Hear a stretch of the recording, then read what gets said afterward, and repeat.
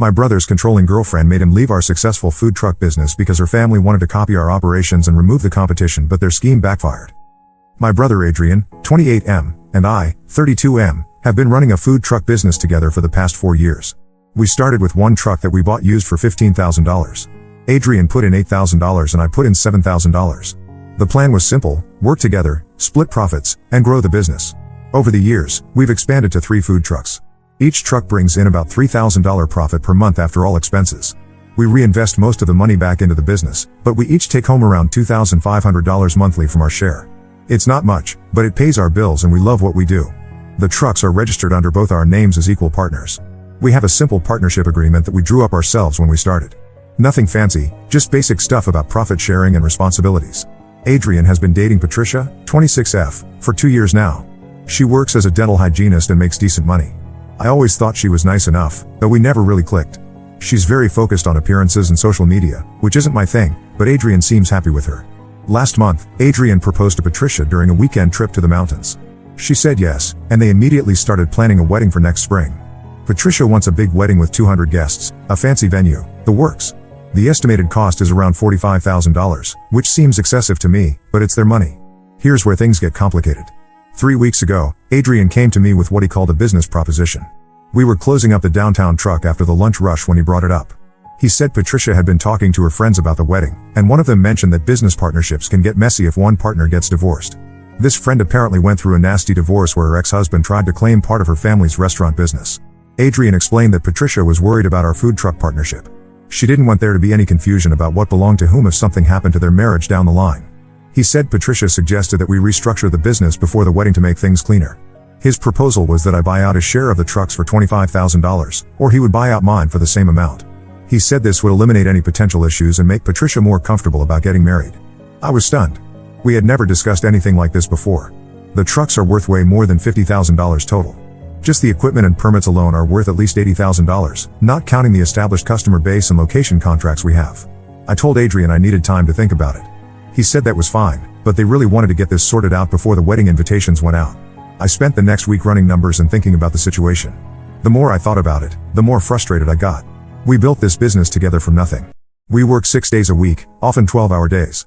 We've sacrificed vacations, weekends, and social lives to make this work. The idea that Patricia, who has never worked a day in the food truck business, was now dictating how we should restructure our partnership made my blood boil. But I also understood that Adrian was trying to keep his future wife happy. I decided to counter with a different proposal. Instead of one of us buying the other out completely, I suggested we formalize our partnership with a proper legal agreement. We could specify exactly what happens to the business in various scenarios, including if one of us gets married or divorced. When I presented this idea to Adrian, he shook his head immediately. He said Patricia had already made up her mind. She wanted the business partnership dissolved before the wedding. Period. That's when I realized this wasn't really Adrian's idea at all. This was Patricia pushing for something she wanted, and Adrian was just going along with it to avoid conflict. I asked Adrian what he really wanted. Did he actually want to end our partnership, or was he just trying to make Patricia happy? He got defensive and said it didn't matter, they were going to be married, so her concerns were his concerns. I pointed out that dissolving our partnership would essentially kill the business. Neither of us could afford to buy the other out at fair market value, and neither of us could run 3 trucks alone. We'd probably have to sell everything and split whatever we got after paying off the loans. Adrian said maybe that wouldn't be such a bad thing. He said we could each take our share and start fresh, maybe do something different with our lives. This really caught me off guard because we had just signed a new location contract for downtown that runs through next year, and we'd been talking about expanding to a 4th truck. I told Adrian I wasn't interested in selling or restructuring. The business was working fine as it was, and I didn't see any reason to change something that wasn't broken just because his future wife was paranoid about divorce. Adrian got angry at that comment. He said I was being unfair to Patricia and that she had legitimate concerns about protecting her financial future. He accused me of not caring about his happiness or his marriage. I explained that I cared about his happiness, but I also cared about the business we had built together. I wasn't willing to throw away 4 years of hard work because someone who wasn't even part of the business was worried about hypothetical future problems. The conversation ended with Adrian saying he was disappointed in me. He said he thought I would be more supportive of his new life with Patricia. He packed up his stuff and left without finishing the cleanup that night, which left me to close both trucks by myself. That was 3 weeks ago. Since then, Adrian has been showing up to work, but our relationship is strained. He does his job, but he doesn't talk to me unless it's absolutely necessary for business. The atmosphere in the trucks is tense, and I can tell our employees have noticed. Patricia has started showing up at the trucks occasionally, something she never did before. She doesn't help with anything, just sits at one of our outdoor tables on her phone. When I'm around, she gives me looks like I'm some kind of villain who's ruining her life. Last week, I overheard her on the phone with someone, complaining about how I was being stubborn and unreasonable. She said I was trying to control Adrian and prevent him from moving forward with his life. She also mentioned something about talking to a lawyer about their options, which made me nervous. 2 days ago, Adrian's approach changed completely. Instead of being cold and distant, he started being overly friendly and accommodating. He brought coffee for everyone in the morning, volunteered to handle all the difficult customers, and even stayed late to help with extra cleaning. Yesterday, he asked if we could talk privately after work. We sat in his truck, and he apologized for how he had handled things. He said he understood why I was upset and that he didn't want our business relationship to hurt our personal relationship. Then he made a new offer. He said Patricia had been thinking about the situation, and she realized that maybe there was a compromise. What if we kept the partnership but added Patricia as a third partner? She could invest $15,000 into the business, which would give us capital to expand, and she would own a 25% share. I couldn't believe what I was hearing.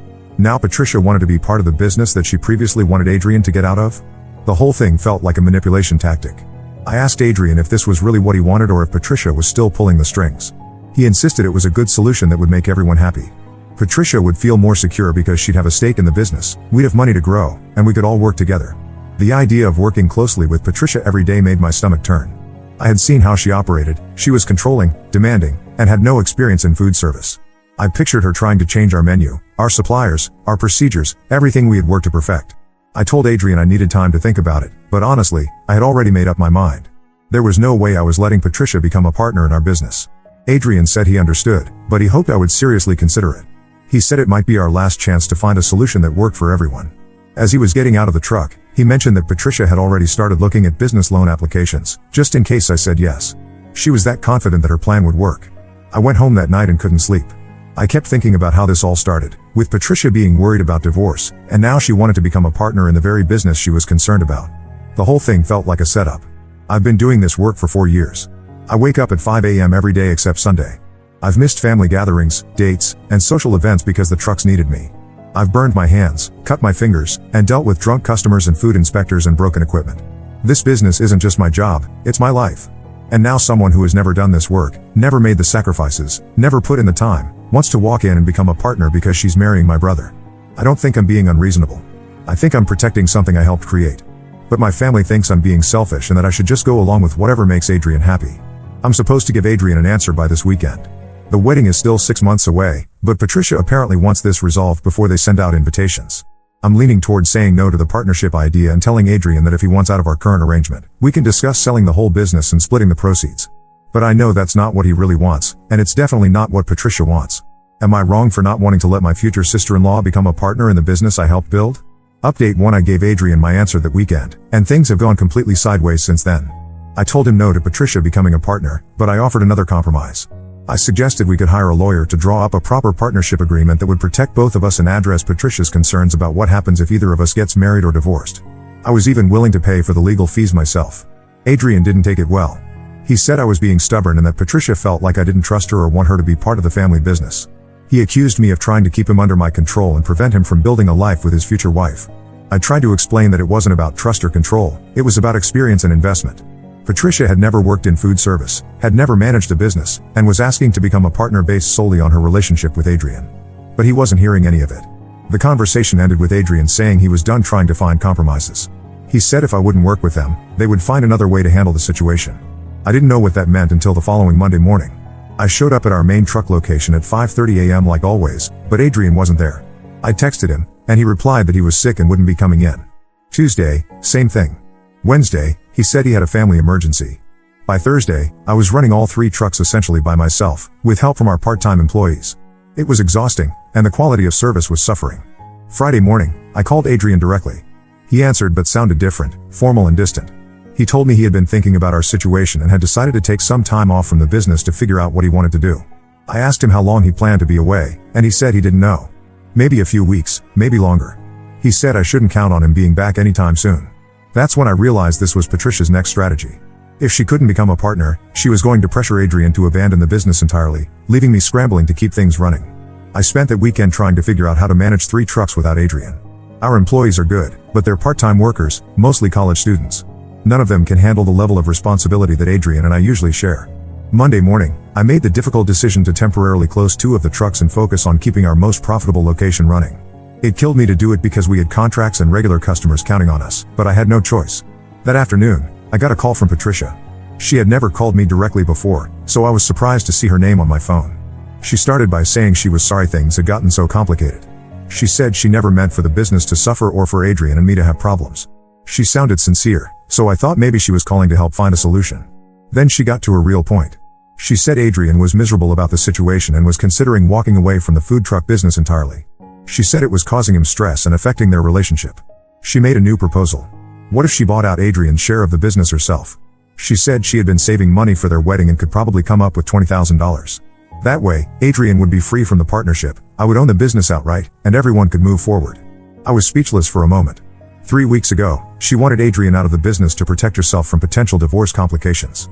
Last week, she wanted to become a partner. Now she wanted to buy Adrian out completely. I asked her if Adrian knew she was making this call. She said yes, and that he was supportive of the idea. She said he was tired of the conflict and just wanted it to end. The offer was insulting. Adrian's share of the business was worth at least $40,000, probably more. But beyond the money, the whole thing felt wrong. Patricia was essentially trying to force Adrian out of the business we had built together. I told her I needed to talk to Adrian directly before considering any offers. She said that was fine, but she hoped I would think seriously about her proposal because it might be the best solution for everyone. That evening, I drove to Adrian's apartment. I needed to hear from him directly what he wanted to do. Patricia answered the door and let me in, but the atmosphere was tense. Adrian was sitting on the couch looking exhausted. He barely made eye contact when I sat down. I asked him if he really wanted to sell his share of the business. He was quiet for a long time before answering. Finally, he said he was tired of fighting about it and just wanted the whole situation to go away. He said the business had become a source of stress instead of something he enjoyed. I asked him if this was really what he wanted or if he was being pressured.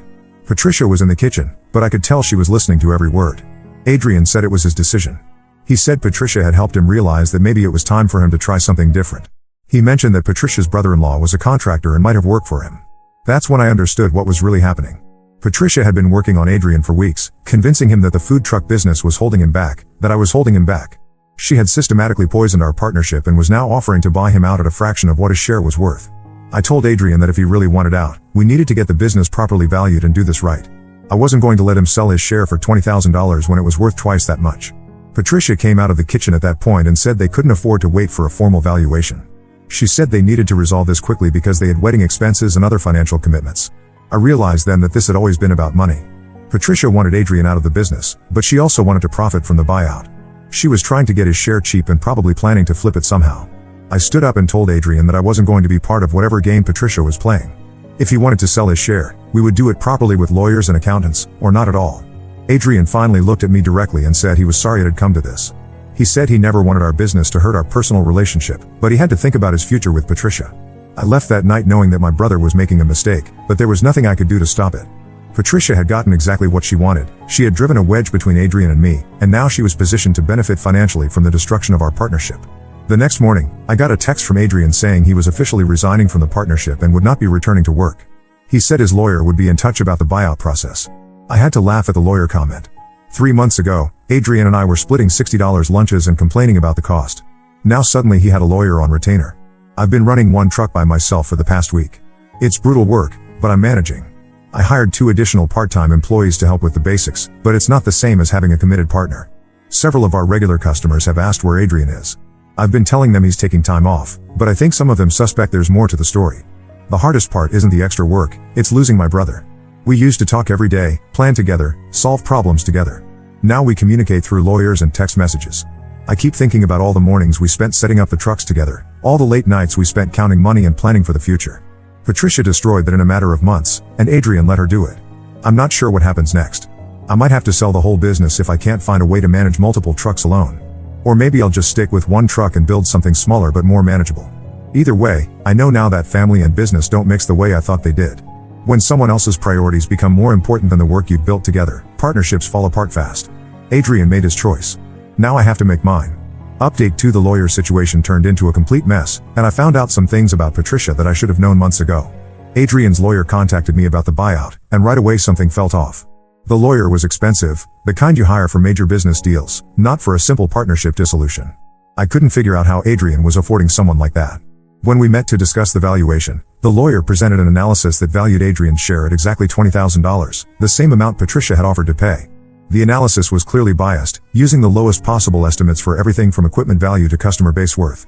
I brought my own lawyer to the next meeting, and she immediately spotted problems with their numbers. Our trucks, equipment, and established business relationships were worth significantly more than they were claiming. During the back and forth negotiations, my lawyer discovered something interesting. The expensive lawyer wasn't being paid by Adrian, he was being paid by Patricia's father, who owns a successful dental practice. That revelation made me curious about Patricia's family background.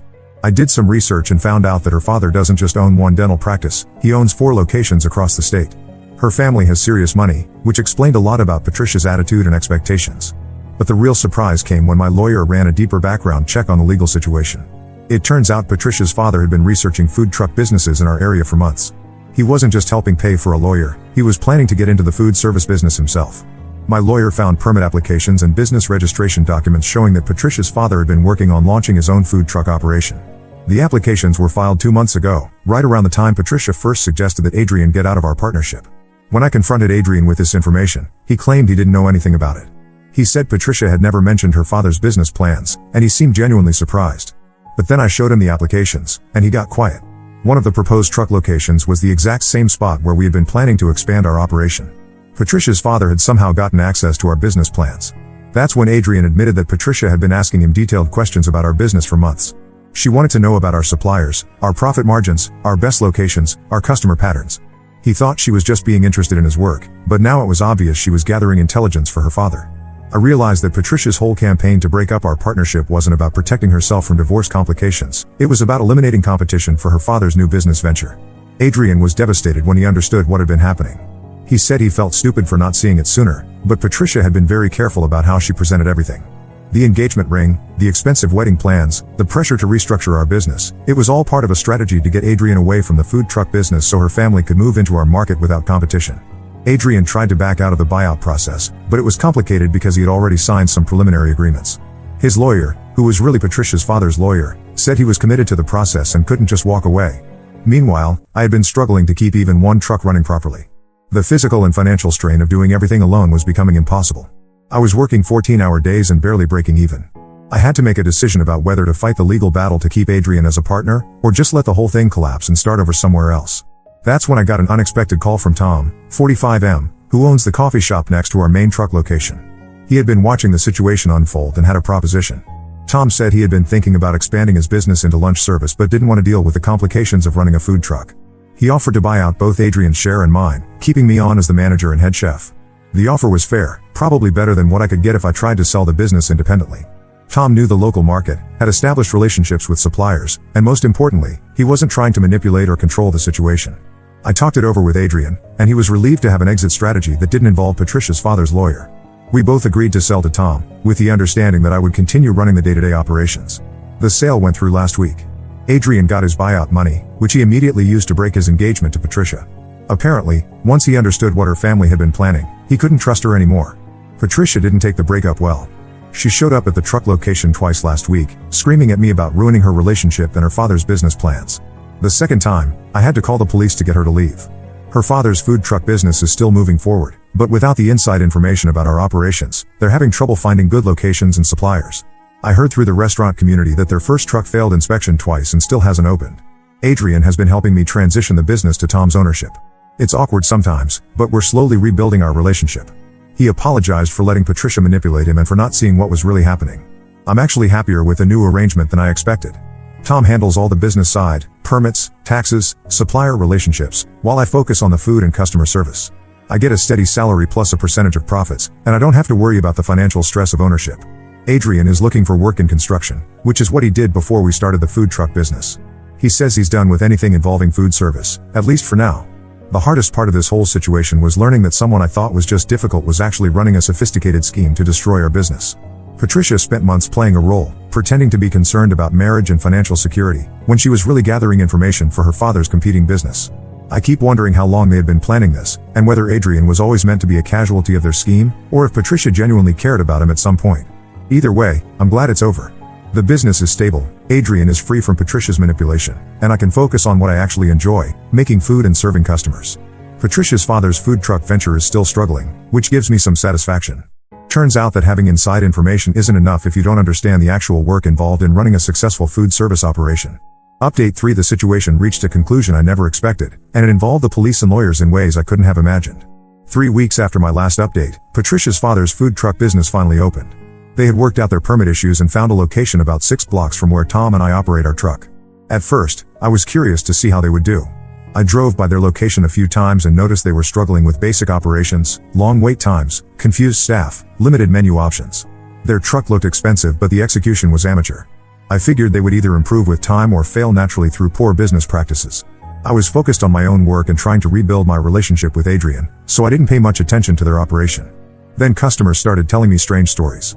People who ate at our truck were being approached by someone asking detailed questions about our food, our prices, our busy times. A few customers said a woman matching Patricia's description had been hanging around our location, taking photos and notes. I installed a security camera on our truck after one of our regular customers told me someone had been going through our trash, looking for receipts and supplier information. The camera caught Patricia red-handed 2 days later, photographing our supply delivery and writing down our vendor's information. When I confronted her, she claimed she was just walking by and happened to be on her phone. But the camera clearly showed her deliberately taking pictures of our operation and our suppliers' trucks. I filed a police report for harassment and potential theft of business information. The officer who took the report said this wasn't the first complaint they had received about Patricia's behavior around local food businesses. It turns out Patricia and her father had been targeting several successful food trucks and restaurants in the area, trying to copy their operations and steal their suppliers. They had complaints filed against them by 3 other business owners. The police investigation led to something much bigger than I expected. When they searched Patricia's car and apartment, they found detailed files on dozens of local restaurants, including photos, financial estimates, supplier information, and employee schedules. Patricia's father had been running what was essentially a business intelligence operation, gathering information on successful food service operations and using that information to compete unfairly with established businesses. The district attorney decided to file charges for industrial espionage and theft of trade secrets. Both Patricia and her father were arrested last month. Adrian was questioned as part of the investigation because of his previous relationship with Patricia. He was completely cooperative and provided information about the questions Patricia had asked him about our business operations. During the investigation, more details came out about their scheme. Patricia's father had been planning to open multiple food trucks using information stolen from successful operations around the state. Our business was just one of several they had targeted. Adrian told investigators that Patricia had asked him to document our recipes, our supplier relationships, and our most profitable locations. He thought she was just being interested in his work, but she was actually building a database for her father's competing business. The legal case is still ongoing, but both Patricia and her father have been banned from operating food service businesses in our county while the charges are pending. Their food truck was seized as evidence and their business licenses were revoked. Tom and I have been working with the district attorney's office to document the impact of their actions on our business. The harassment, the attempted information theft, and the unfair competition caused us significant stress and lost revenue. Adrian has been helpful throughout the legal process, but our relationship is still complicated. He feels guilty about unknowingly providing information that Patricia used against our business. I don't blame him for being manipulated, but the trust we used to have is gone. He found work with a construction company and seems to be doing well. We talk occasionally, usually about practical matters related to the legal case, but we're not close the way we used to be. The food truck business is thriving under Tom's ownership. We've expanded back to 2 trucks and are considering a 3rd location. The quality of our operation improved significantly once I could focus on food and service instead of worrying about business politics and family drama. I learned a lot from this experience about mixing family and business, but also about recognizing when someone is running a long-term manipulation scheme. Patricia's behavior seemed annoying and controlling, but it was actually calculated and criminal. The other food truck operators in the area have been sharing information about Patricia's father's activities, and it turns out they had been targeting businesses for over a year. Several operators had noticed unusual surveillance and information gathering but hadn't connected it to a coordinated scheme. I still think about how close they came to destroying everything Adrian and I had built together. If Patricia had been a little more subtle, or if Adrian had been a little more naive, they might have succeeded in taking over our business relationships and customers. The criminal charges probably won't be resolved for several more months, but the immediate threat to our business is over. Patricia and her father can't operate in our area, and their reputation in the food service community is destroyed. Adrian and I may never be as close as we were before, but at least he's free from Patricia's manipulation and I have a stable business situation with Tom. Sometimes the best resolution isn't getting back what you lost, but building something better from what remains. The whole experience taught me that family relationships can survive business conflicts, but they change permanently. Adrian and I will always be brothers, but we'll never be business partners again, and that's probably for the best. Now let's move to the next story. Story 2: My boyfriend of 1 month proposed at my workplace after I rejected moving in with him and then turned into a stalker when I said no. I, 40F, need some perspective on my current situation because everything has spiraled so quickly, I can barely keep up. I met Tom, 57M, about a month ago at a dinner party hosted by our mutual friend Mark. I wasn't even planning to attend that night as I had a presentation the next day, but Mark insisted, saying I needed to get out more after my breakup.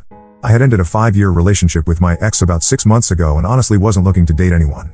At the party, Tom immediately caught my attention. He was charming, well-dressed, and carried himself with confidence.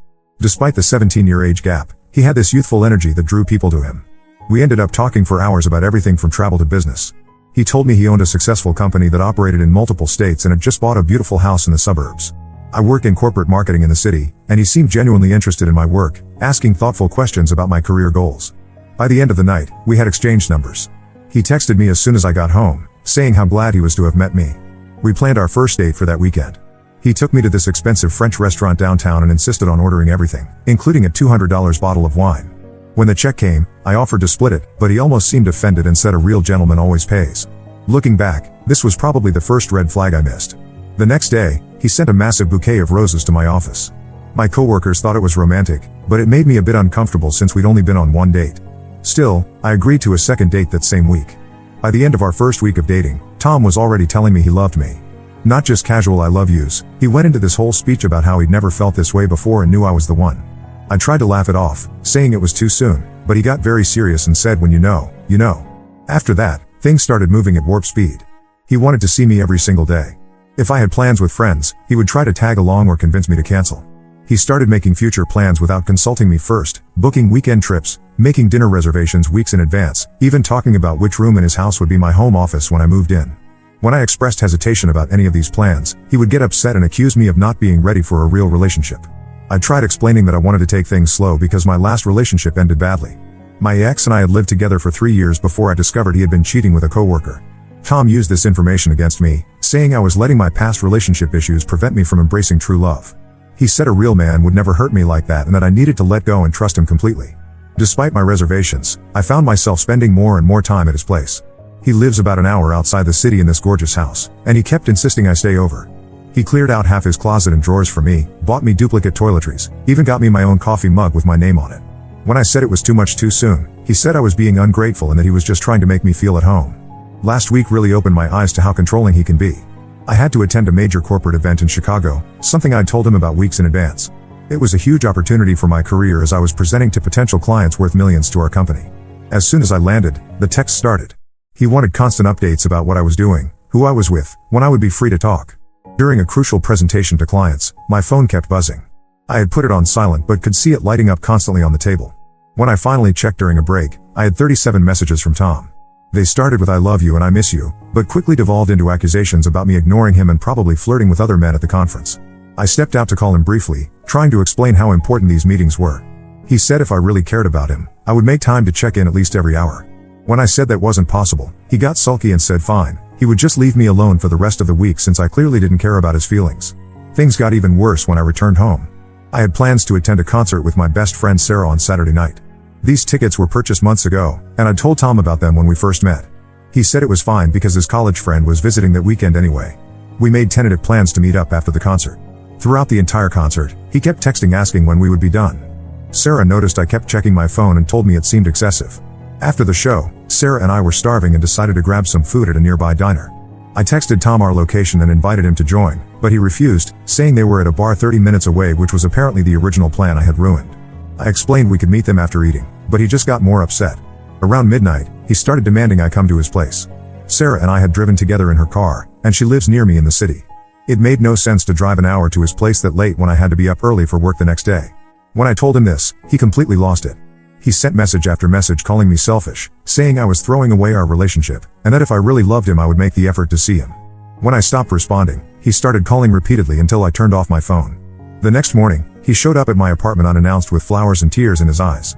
He apologized and said he only acted that way because he loved me so much and was afraid of losing me. But within minutes of me accepting his apology, he started talking about how I needed to show more commitment to the relationship. He had already told his family I would be moving in soon. When I said it was too soon to live together after only a month of dating, he got angry again and said I was leading him on and playing with his emotions. My friends, especially Sarah, are worried about his behavior. They think he's moving way too fast and showing controlling tendencies. Sarah pointed out how he tries to isolate me from them and uses guilt to manipulate me when I don't do what he wants.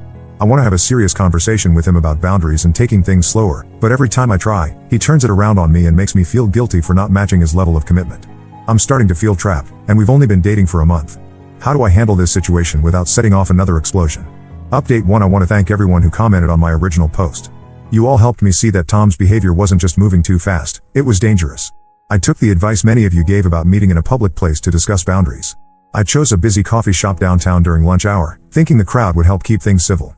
I was wrong. I arrived early and picked a table near the counter where the baristas could see us. Tom showed up 20 minutes late, already looking agitated. He had apparently driven by my apartment earlier and seen my car was gone, so he thought I was trying to avoid him. I hadn't told him which coffee shop we were meeting at until an hour before, because lately I'd had this uneasy feeling about sharing my plans with him. I tried to start the conversation calmly.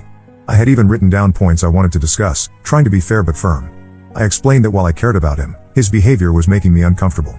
I brought up specific examples, the constant texts during my business trip, showing up unannounced at my apartment, pressuring me to move in after just 6 weeks of dating, and trying to control who I spend time with. His reaction was scary. At first, he just sat there staring at me, his face getting redder by the second. Then he started crying. Not quiet tears, but loud, dramatic sobbing that made everyone in the coffee shop turn and stare.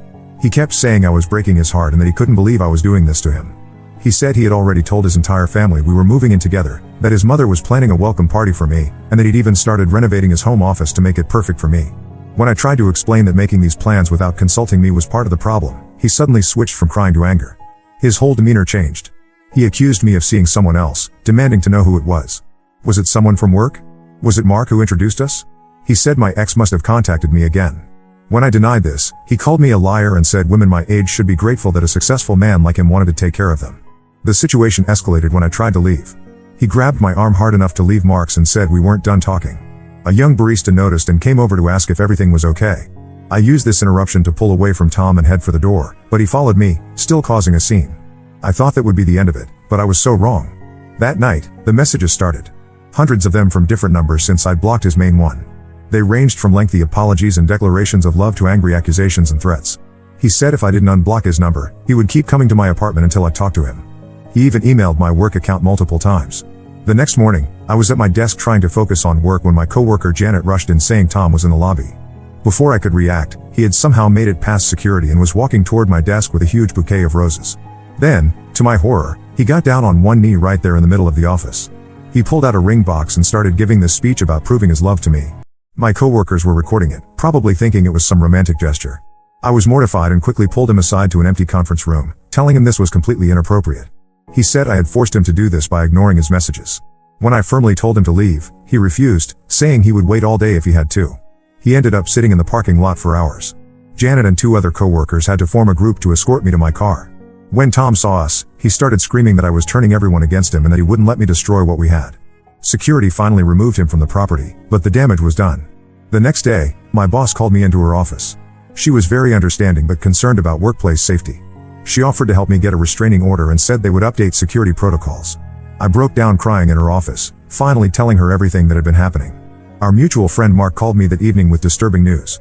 Tom had been calling and texting him constantly, asking detailed questions about my schedule, where I usually go after work, which grocery store I shop at, things that went way beyond normal concern. Mark was worried enough to warn me.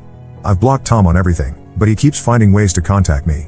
He's created new email addresses, used different phone numbers, and even reached out to other friends trying to get messages to me. He's posted about me on social media, painting himself as the victim of a cold-hearted woman afraid of true love. Some of his family members have sent me messages too, saying I'm making a huge mistake and need to give him another chance. I've started documenting everything, screenshots of messages, dates and times of incidents, photos of the bruise he left on my arm at the coffee shop. My brother suggested I get a restraining order, and after today, I'm seriously considering it. I just can't believe how quickly this all spiraled out of control. A month and a half ago, I thought I'd met this charming, successful man, and now I'm afraid to walk to my car alone. Update 2: The situation with Tom has taken an even darker turn than I expected.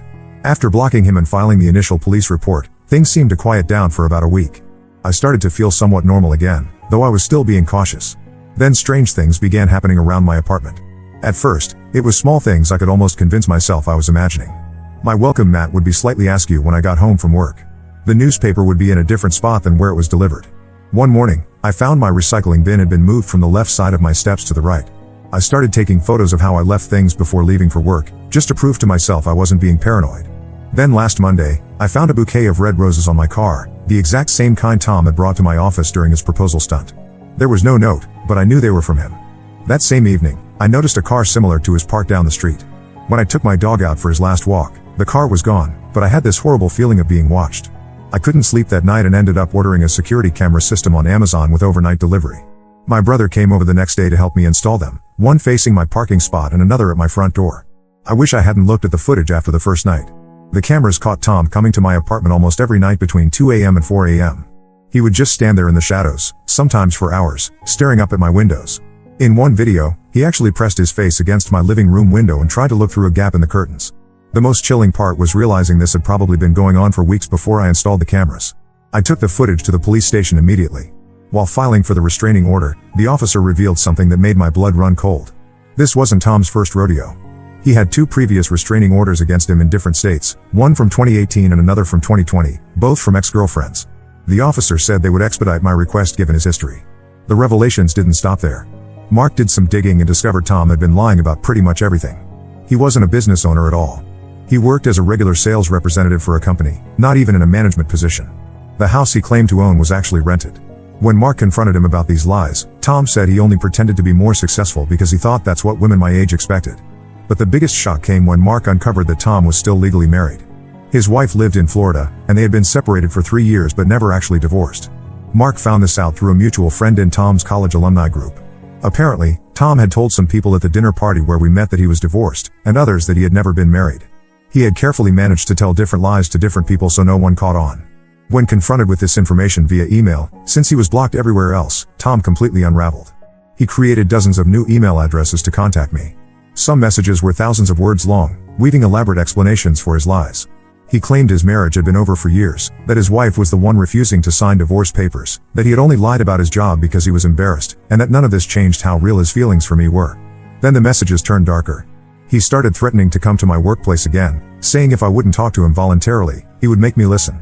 He sent emails to my entire team at work, telling them I was mentally unstable and making up lies about him.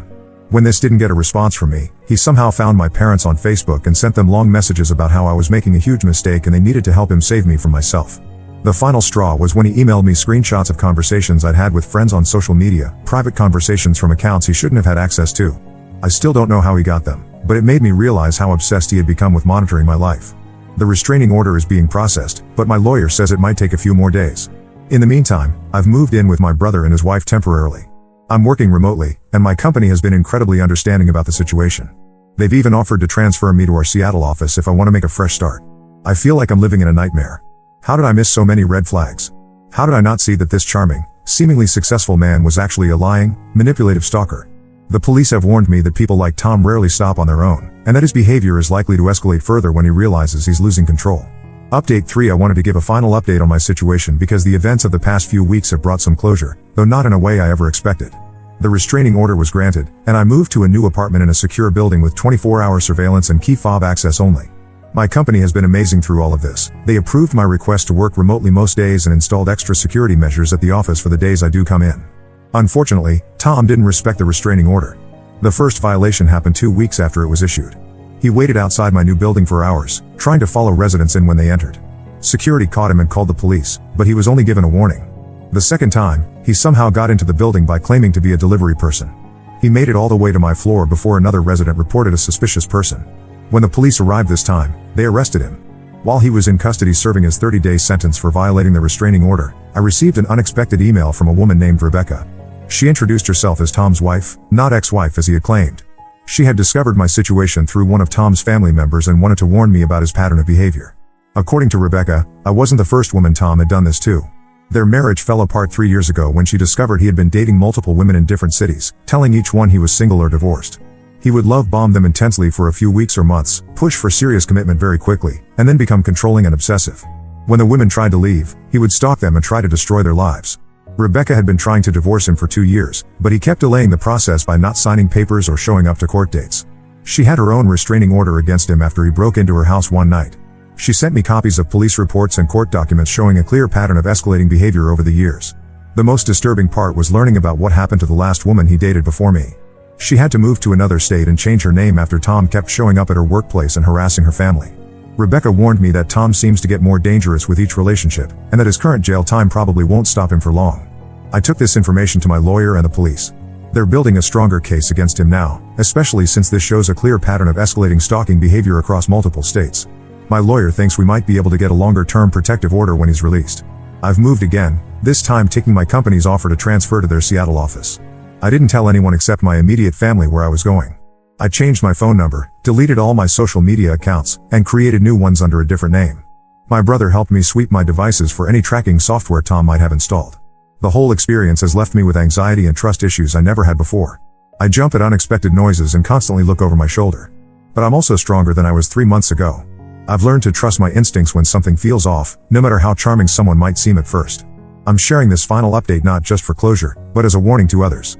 Love bombing and pushing for quick commitment aren't romantic, they're red flags. I wish I had seen them sooner, but I'm grateful I got out when I did. The police told me these situations often end in violence if not stopped early. I'm safe now, rebuilding my life in a new city, and focusing on healing. Thank you to everyone who supported me through this nightmare. Your advice and encouragement helped me find the strength to get out of a dangerous situation before it was too late.